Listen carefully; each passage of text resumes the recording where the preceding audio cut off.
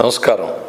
ఎన్నికల ప్రకటన మొదలైన రోజు నుంచి ఎన్నికల ప్రక్రియ ముగిసేంత వరకు కూడా రేయింబగళ్ళు పనిచేసినటువంటి తెలుగుదేశం పార్టీ కుటుంబ సభ్యులందరికీ హృదయపూర్వకంగా ధన్యవాదాలు తెలియజేసుకుంటున్నాను.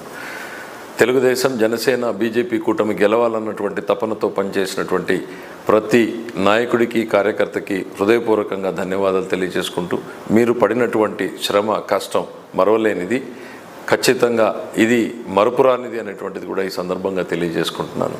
ఈ ఎన్నికల్లో ప్రతి పల్లెలోనూ మీరు చూపినటువంటి పోరాట పటిమ, చొరవ అనేటువంటిది ఖచ్చితంగా రేపు ఎన్నికల్లో ఫలితాలు మనకు స్పష్టంగా కనపడతాయి.